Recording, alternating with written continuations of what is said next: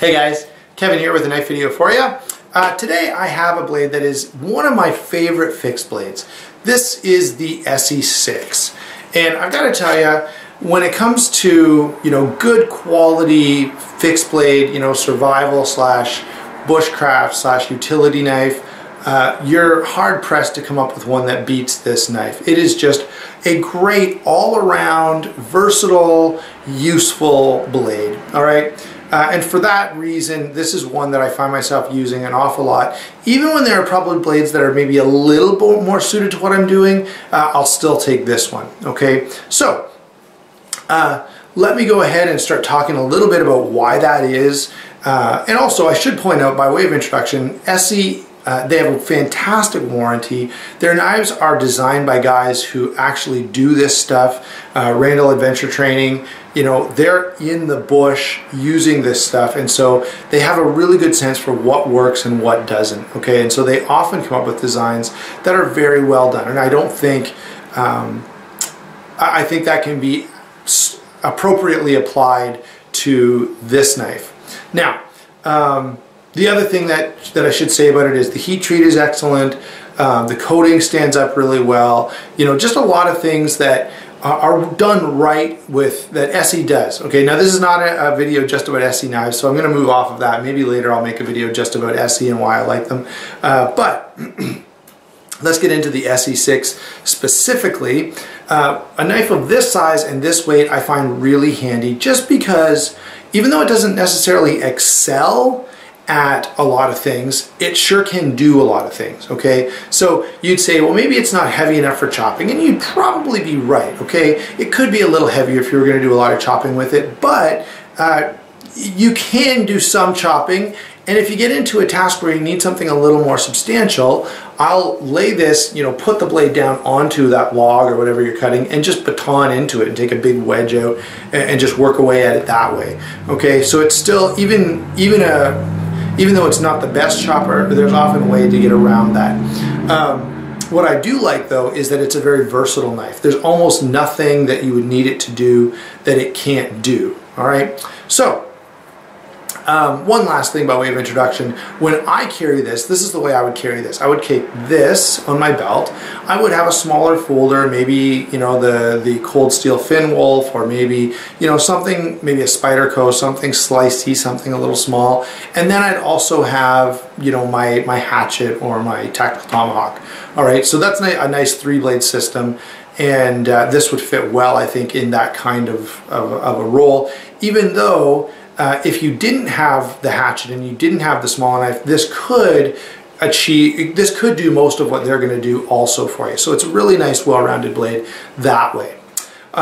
Let's go ahead and talk about size and weight. That's one of the things, I talk about balance, and I talk about just a nice all-around knife, and size and weight is one of those areas where it kind of achieves that kind of all-around general practicality, okay? So this knife is 11 3/4 inches overall.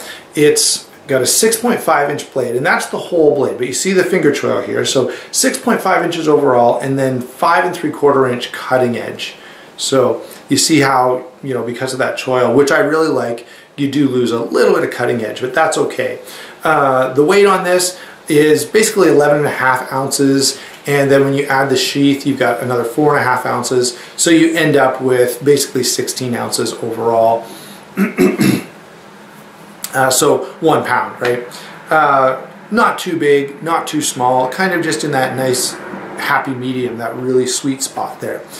So again, you're gonna hear me say that a number of times in this video. So before I move on, let me do a couple quick size comparisons, just so that if you have something else, you kind of know what to compare this to. So there it is with the Esee 3. You can see that the 3 is quite a bit smaller. This, you guys know I like to EDC. This I would not say is good for EDC. It's just a bit too big and heavy and bulky for that. This, on the other hand, works quite well as far as I'm concerned. Another sort of smaller fixed blade, although getting closer to the Esee 6, is the SUG Seal Pup Elite. And the edge geometry is a little thinner on this, but not so much that you would notice a vast difference, okay? Obviously this is maybe a little more of a combat design, well this is a little more of a bushcraft design, but there's a lot of crossover between these two. And of course, again, this Sog Steel Pup is a very, very popular knife, so probably a lot of people would have this and have something to compare to. All right, now for those of you who are more folder guys, I've got a couple of folders that I'll show you just to compare. And actually, I would find this a pretty good pairing if I was going camping or something. Here is my Recon 1, and you can see how it's a big folder, but the SE6 is still quite a bit bigger than that. My EDC today is the XM18, so I may as well just show you. All right, and notice these both have a finger choil. I do find myself drawn to knives that have that finger choil. So there's a couple of quick comparisons, guys. Now, let's go ahead. We've got the size and weight out of the way. You know kind of what you're dealing with. Let's go ahead and talk about the blade on this, okay? So we've got a full flat ground blade, 1095 high carbon steel. It is coated, and I found that coating to hold up really, really nicely. I will say, you know, I've done quite a bit of stuff with this, and it is smoothing out here. You may or may not be able to see that on the camera, but certainly this is kind of the heavier texture is coming off of this, and it's just a little smoother right along the edge. Okay, now Rockwell hardness, 55 to 57. Okay, so now that you kind of got all the technical stuff there, let's just talk about how this knife works. In terms of sharpening, it's fairly easy to sharpen, and it holds that edge reasonably well. Now, it's not as hard as, you know, your S90V or something like that, and so you're going to have to sharpen it a little more often, but it's going to be the kind of material that you could sharpen in the field, which is very, very helpful, right?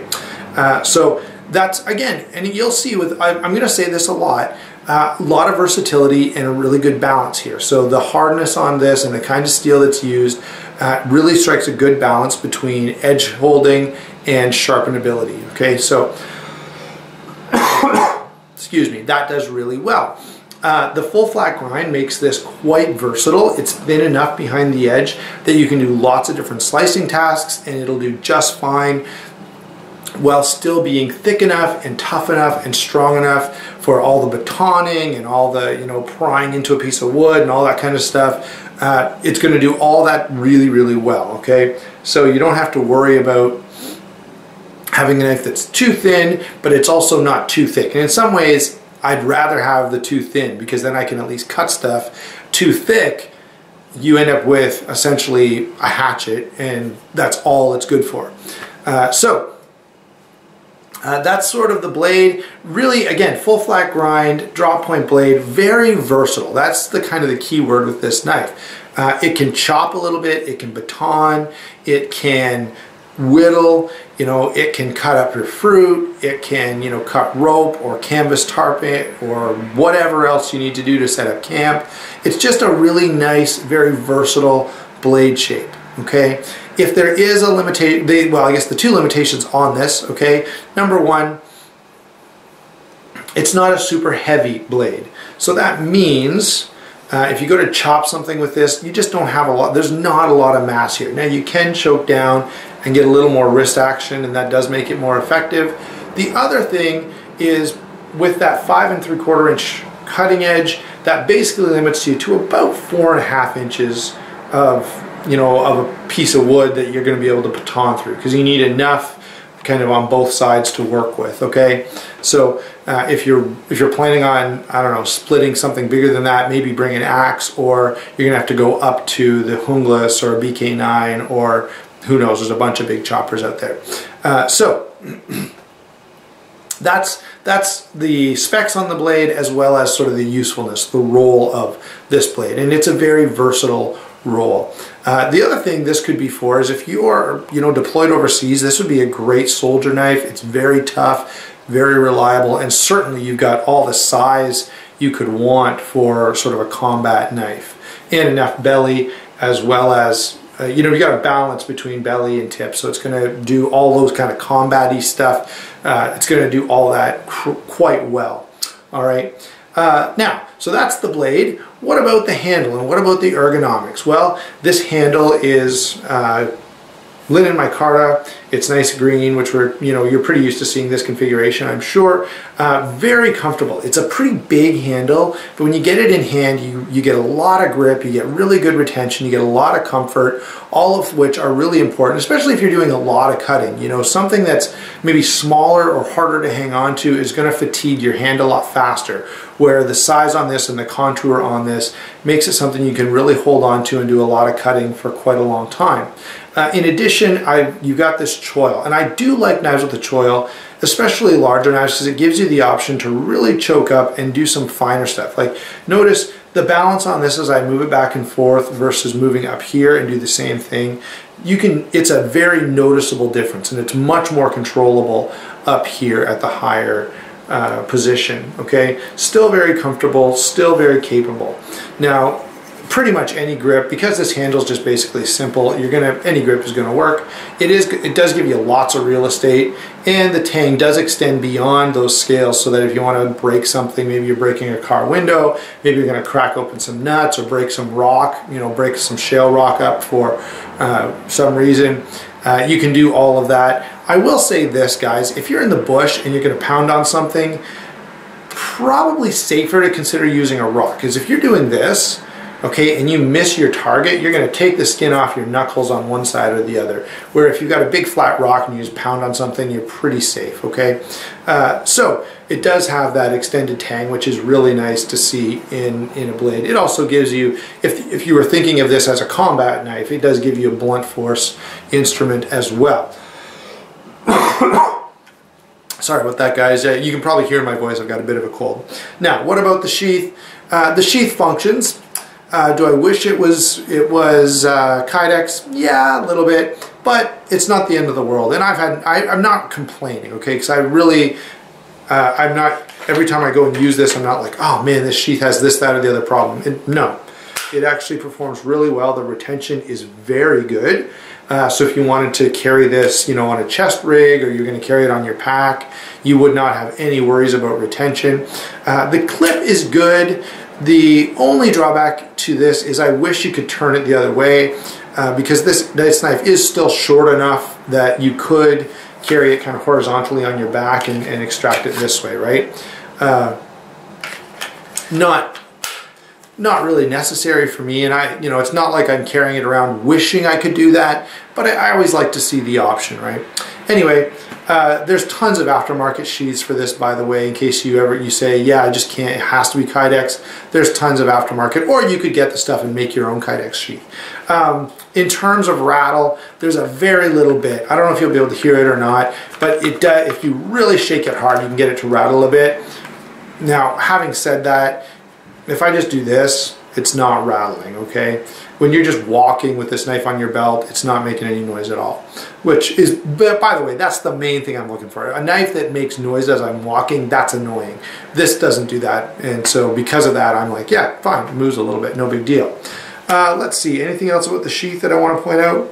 Not particularly. I do like the option, I do like the clip this way where it opens so that I can put this on my belt, and let's say I get to camp and I'm going to sit down and relax in a chair. I don't want this thing jabbing into the chair. I want the option to unclip it from my belt, set it down beside me, and put it back on when I get up, okay? So I do like this style of clip over a closed clip that you have to loop your belt through specifically. And I think we've talked about that before.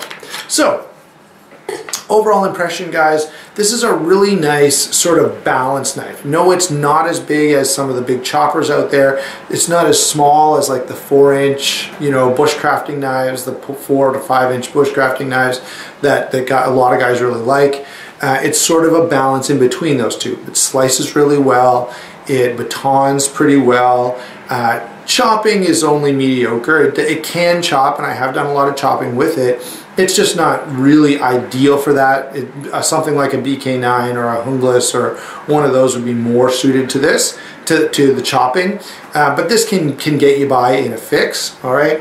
And so, I really like the balance and the versatility of this knife. And that's why, even though, there are other knives that maybe perform a specific task better, I like this as sort of an all-around fixed blade survival knife. Okay, and really even, you know, if you're going camping, if you're hiking, hunting, all of those things, I think this makes a great tool to take along with you. All right, so there you go. Hope you enjoyed the video. I certainly like this knife a lot, fun making it, and we will talk to you soon.